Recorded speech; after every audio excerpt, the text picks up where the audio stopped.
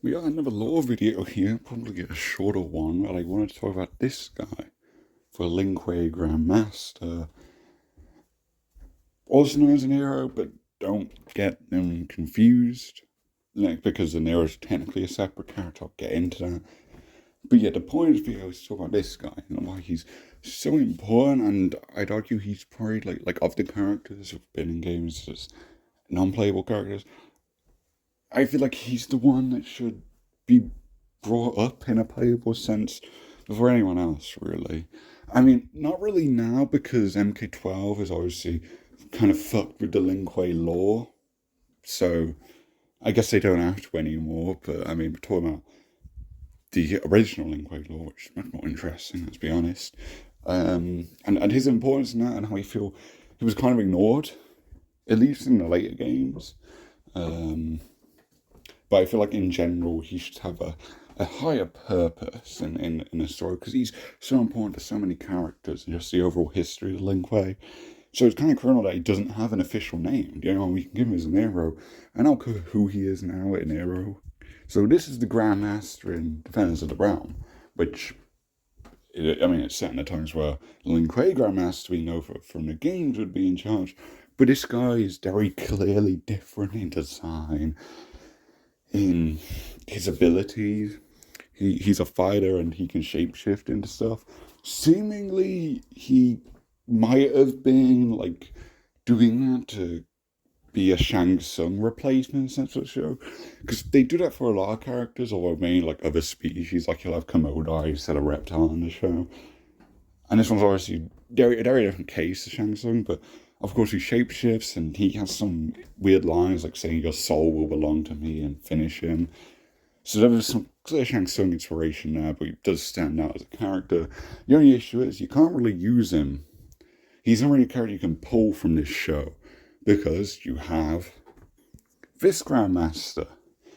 So most people typically take the name Oniro and put it to this character, and I stand by that. I think that's a good idea. I do it myself. But yeah, just don't get them confused because the Oniro in the show is very clearly supposed to be a different individual. By the way, let's talk about this guy, the Lingque Grandmaster, of a time where the clan had become corrupted essentially, because we know they were meant to be an honourable clan back in the day, back when. But at the current point in time when things started at MK1, 2, and 3, you know, it's not a good clan. They're a bunch of thieves, assassins, they do bad shit. And presumably the corruption of the clan comes from this man in particular. I mean, a lot of the bad shit with the clan definitely comes from, of course, being Grandmaster means he is solely the man in charge. So he's very evil. And I mean, that's the thing. He could be held responsible for a ton of shit that goes around with some very important characters, or at least very popular characters. But we don't know too much about him because we haven't explored his background and stuff. The other thing we know is he's a Grandmaster of the corrupted clan. He's so much an evil bastard. Look at him holding the skull of the Sure Are You Grandmaster. He laughs. He laughs about like very evil in the mythology's cutscene. I recommend checking it out because those are some good cutscenes. And yeah, he was the guy who hired Quan Chi to massacre the Sure Are You. So that's a big one there. We'll get back to that when we talk about Scorpion. But yeah, presumably you can blame him for the state of the clan and like all its horrible stuff because we know that the clan wasn't like always evil. So apparently it was good for a bit, and then yeah, it just went to shit again. And because that's the whole thing, like oh, Kuei is going to restore the clan's honor, whatever. Again, they don't really touch up on like the actual specifics of the history. We just know that, and it comes across as the original Sub-Zero who was Grandmaster. Because in Deception here we can see the Lingque Grandmaster, or at least a guy clearly in the same attire. There is another one who's in similar clothes, so They might be separate guys, but maybe it's like some high council or whatever, just like a high-ranking member, um, something like that. Again, a lot of this will come out of speculation, but we definitely know that the Grandmaster is an evil guy. But at a time of deception, at a time Shujinko comes to join them, it's before he's Grandmaster.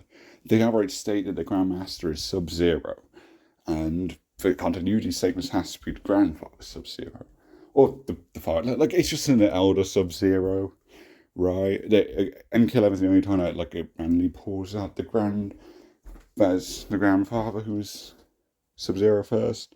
I think I could be wrong. Correct me if I'm wrong.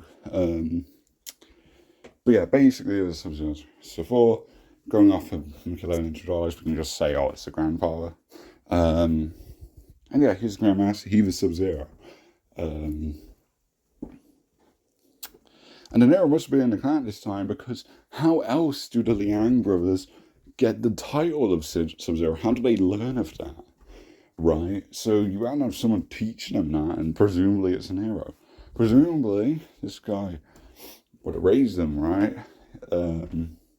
In a sense. Again, maybe not, but I mean, who else would, right? But yeah, like at this time, you got this Grandmaster there. And when I say it's more honorable clan, like they've always been like an assassin clan. That's kind of always been their thing. So I don't know. I think it was on like the heroic side until Kuei Liang's Link Way. But yeah, like they always make a whole deal of how, oh, it used to be an honorable clan, yada yada yada. So clearly, Oniro turned it even more evil, right? So it just shows like he is a very dastardly bastard, and presumably, again, you could just throw in a bunch of headcounts if you want to explore his character. So one can I have is through whatever schemes or whatever, he kills the grandfather Sub-Zero. You know, poison him, whatever. But he does that, comes Grandmaster. He's got his son or daughter, whatever they have. They have their own partner, and of course they are the parents of the Yang brothers. And of course we know what happens to the parents. We know that Jesus, the Lin Kuei fucking kills them. They kill them when they try to escape, and they take their kids. So yeah, that was under Oniro for sure. So they're an evil man, very very evil guy. So lots of we can just kind of infer with him. A lot of we know he did shady shit.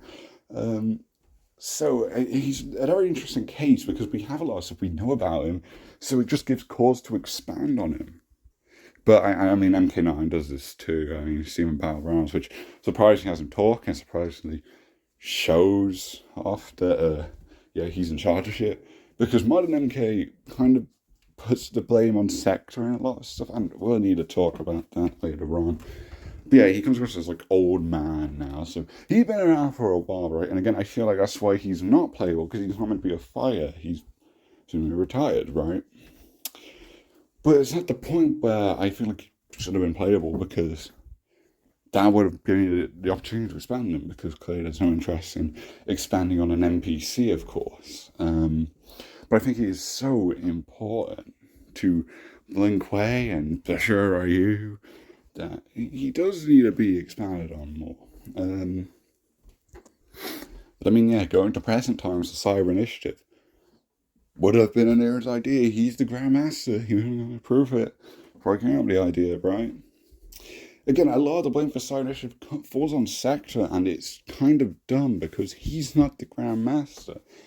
He is Oniro's kid, and again, if we're going to judge by his behavior and how this version of Lin Kuei, Oniro's version of Lin Kuei, it abducts children all over the world, right? They're in that Japan village or in Deception Conquest, right? There's members, and they're looking to take in recruits and whatnot. And we know we've got a bunch of Lin Kuei characters from all over the place. Cyrix from Botswana, Smoke is from Czech Republic, right? So yeah, they're just all over the place, just taking people, and especially children, right, and indoctrinating them into the clan, making them, well, these machines, and literally machines. When it comes to Cyber Initiative, these are just kind of weapons to Oniro, right? Used for purposes of filling out these contracts, usually for stealing, killing people, whatnot, shady shit. And yeah, it just wants the clan to be just this group of cornbird killers who, saving protocols, by the way, which just brainwash and make them completely subservient. So we just kind of has this little army with him, right? He's the only one who doesn't get cyberized. So, you know, it's strange, and it's weird because it seems like this is the case in MK9. Sector's the only one who doesn't have slaving protocols. He's just himself, and it's weird. They haven't killed his father, not because of like him doing shady shit, but because, oh, it's my turn to rule the Lin Kuei now. Just boring evil stuff, not interesting at all. And then Sector fucking dies off screen, so that arc for him really went well.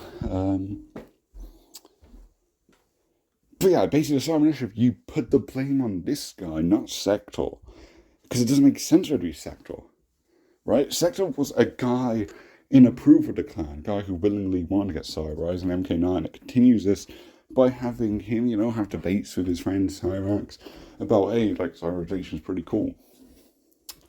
Not a mention of the slaving protocols, because like it wouldn't make sense for Sector to know of them. Whether he gets them or not, he shouldn't know about them. And the reason for that is, go back to MK3, Sector and MK3, the entire Midway timeline.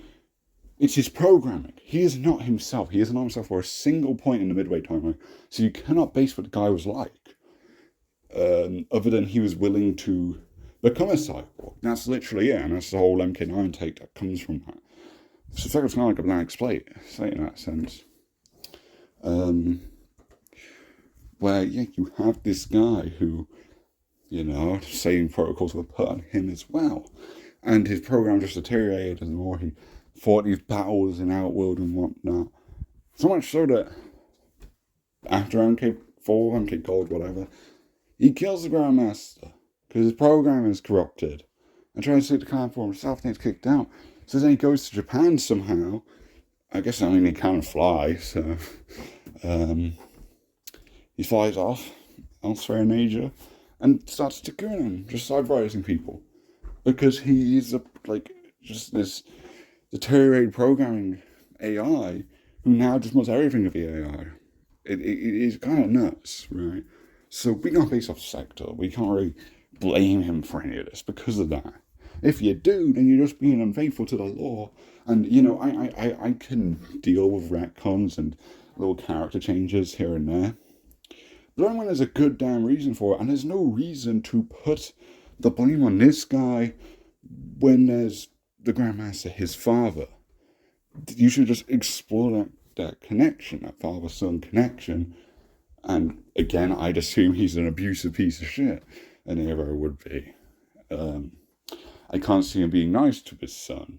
And I mean, even if you want to go by the MK9 take, where he enjoys the assassin work, unlike they see all the other Lin Kuei members we know of, that's probably just because, like, his father manipulating him and stuff, right?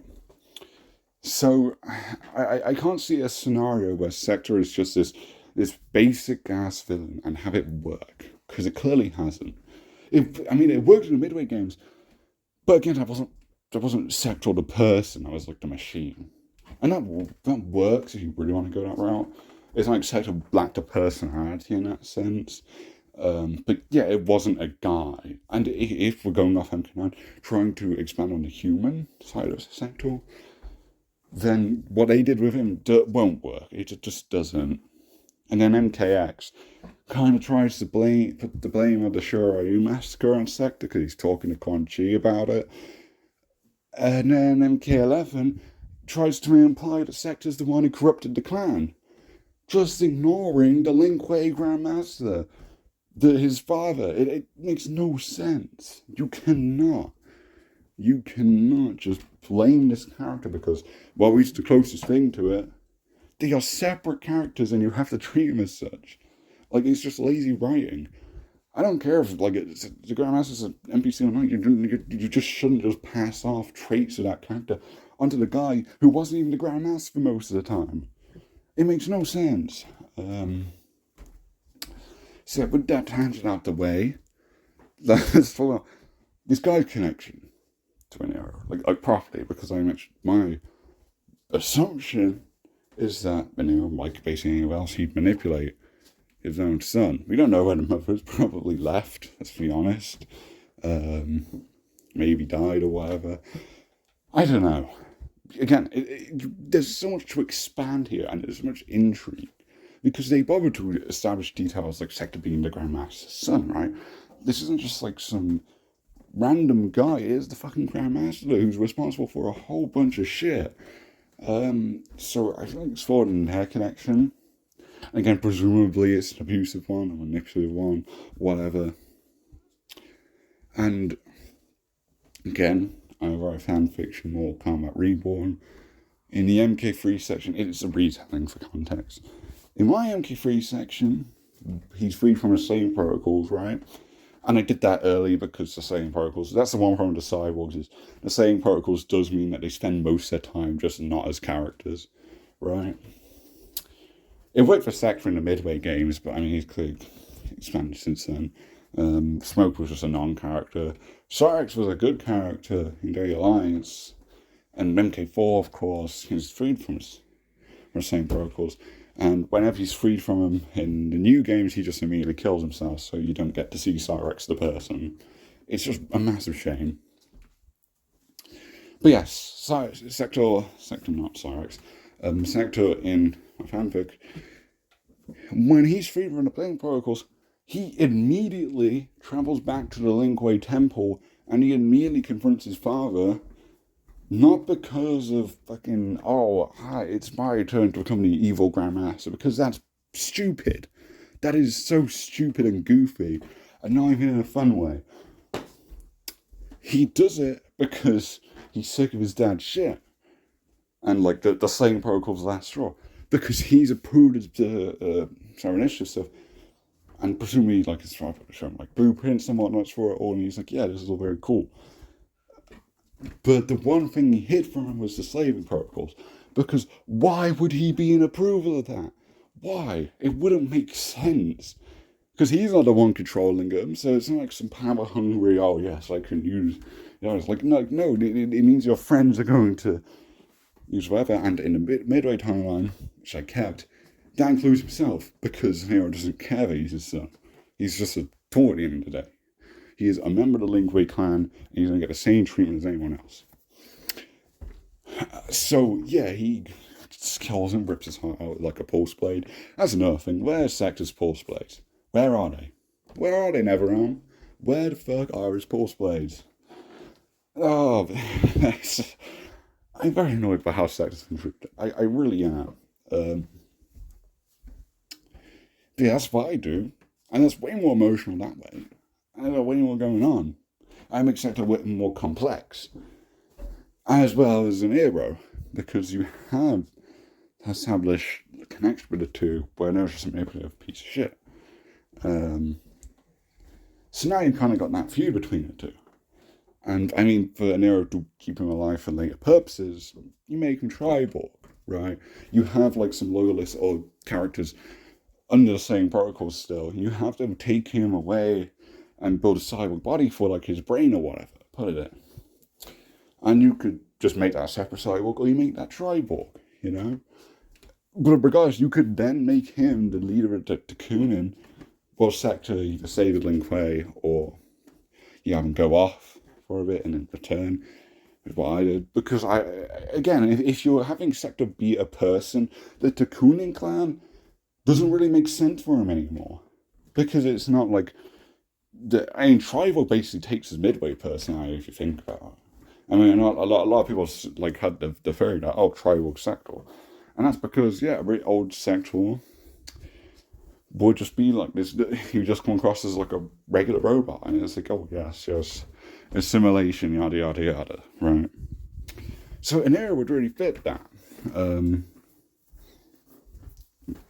just trying to accomplish the same goals again, but under a new clan. Um, so again, that's what you do with an era after that, and then you can have this whole beef with the fucking Lin Kuei, so it can be the Lin Kuei. I wouldn't even say get his redemption per se, because again, if we're following the old sector, he's just like everyone else, really. In this, not the characters are the same at all, but in the sense that, I mean, yeah, they did bad shit on Lin Kuei clan, willingly or not. But at the end of the day, he's not like willingly supporting the Cyber Initiative now. He supported cyberization, he didn't support the sailing protocols. That's my take on it. Right? That's not what actually happens in canon. But again, it just shows the weight potential of the father and the son dynamic. So, yeah, I think you do that, and of course you have Sector kill his father, as per usual. But you can have him brought back, and you can have him as a villain, as a threat to the Lin Kuei clan, will sure at you. So moving on to Sub-Zero, and this is where we get a bit more objective rather than just like whatever headcanons, whatever ideas and whatnot, because we know this motherfucker would have been the cause for the death of his parents, maybe the grandfather Sub-Zero, that I mentioned. Because he's the one who made the clan dishonorable, apparently, right? So, be a lot of bad shit there, right? I mean, we already know Bihan doesn't like the work he does for him in the mythologies. But he does it anyway, because what choice does he have? It's not really mentioned in that game in particular, but it's just well known, even from like the original games, that deserting the Lin Kuei, you do that, you get killed. As soon as MK1 mentioned that. But Bihan wanted to go into retirement by MK1, and mythology kind of expands on that, presuming what's that due to its experiences in mythologies. But doing that, you're going to be targeted for desertion. You can't just abandon the clan, or else you get killed, right? So again, it's kind of like you have no choice. You were born in as a kid, you're indoctrinated into this clan, you gotta do your fucking job or die, mate. Right? And that's why I feel people are way too harsh on Bihan and Sector. I mean, it's just very unfair, and the circumstances against them. And if you're going to bring that up, then you might as well just group the other Lin Kuei members into that, because they'd be doing the same fucking work. And Kuei Yang would be. We know Kuei Yang was like more compassionate or whatever, right? Less willing to do the job or whatever. And sure, you've done that. It doesn't make Bihan a bad person, though, obviously. But I digress. Every time I bring up Bihan, I have to justify or explain that he's not a villain. But yeah, they're going to fucking beef with an era. They learn what happened to their parents and grandfather, depending on how far you want to go with that. So simple as that, really. And Scorpion is a very fucking big one. A very big one, because the whole thing with this asshole is, gotta get my revenge, gotta revenge my family and clan, gotta kill Quan Chi. Even though Quan Chi doesn't give a shit about that, because he was just doing it as part of a deal. He doesn't give a shit whether I'm so sure are you or not. And I don't care how many retcons you have. By that I mean there's like one retcon. And even though it's not really a retcon, it's just kind of an added idea, is that Quan Chi wanting to use a Shuri to make like a kind of spectres or whatever, that served him. And I think that's fine, actually. I think on paper, Quan Chi being opportunistic like that, and you know, he's got this deal, and he's like, okay, what can I take from doing this action? And he comes up with that, because mythology wasn't really retconned in MK9 at all, so clearly the deal would have happened still, but he just kind of had that idea on top of it. So actually, yeah, no, that's not even a retcon. The only time it's really a retcon is like the legendary, where he just does it, and they never explain it, even though the whole movie is called Scorpion's Revenge, and you don't explain the reason why the main villain did what he did. What a shit movie. What a dog shit movie. But yeah, regardless, Quan Chi is not the main guy. This would be like, in any, what revenge story ends with the guy just killing the killer, just killing the hitman? No, you, in every story like that, if the guy who's done it, if it has sent a guy to do it for him, the main threat is the guy who commissioned the murder. Because the actual killer doesn't really give a fuck. Of course, Scorpion's still going to want to kill that motherfucker, but he's not the main guy. It's Oniro, and honestly, let's be honest with Scorpion here. Scorpion targeting the Link for Grandmaster Oniro instead of Quan Chi, that's much more feasible because Scorpion should not stand a chance against Quan Chi in a fight. He pretty should not. I mean, really pissed off, sure, right? You can justify it. But he's in for a tough fucking time getting to that guy, especially when he can just portal away at any time he wants. And again, he can't die. Quan Chi cannot die because he's a native Neveralmer, so he just reforms every time. Something that clearly MKX forgot, even though they also act like Scorpion could just come back until MKX forgets that. Yeah, so again, when you talk about this guy, kind of Sashi's most iconic MK character, he was not in MK12, which is really stupid. Him shifting focus to Oniro, my plan in the Daily Alliance section right now is, he's going to be going after Quan Chi, so of course, and then Quan Chi's like, okay, I've had enough of this shit, right? You are just being a pain in my ass, so I'm just going to let you in a little secret. That Oniro guy, yeah, he just commissioned me. I don't care about you or your plan, right? And then that's in character for Quan Chi, because, yeah, he's just an evil bastard, and he reveals shit all the time. He doesn't give a fuck about Scorpion, he's just being a nuisance to him. So, what better way to get rid of him than to deflect his rage and bring it to someone else?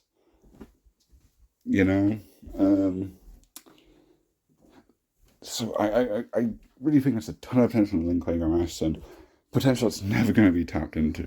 Because there's so many ideas that come from the canonical information we know of this guy. And now we're just in MK12 where we are erasing his existence entirely. It's really fucking tragic. And again, I don't know why anyone would care about the MK12 stuff when they've shown, when they retcon something, they'll just retcon it again. Or whenever they choose to expand on something. MK9 Smoke, the Amendra law, gone as soon as he returns again. Cabal being a cop, that law is flipped on its head the next time he returns. Who's to say, for example, Ling Mei, who's a cop now, which is so fucking boring. Who's to say next time she shows up, she'll still be a cop? Because she probably won't be, because they'll change it again. So I don't know why people get attached to the new ideas and characters. That is a side tangent. But again, I feel like people are going to go like this video and go, well, this doesn't apply to Mortal Kombat 12, and that's an awesome game. The Grandmaster has so much potential. Again, Oniro, time to Triborg, making create Triborg or be Triborg in the past.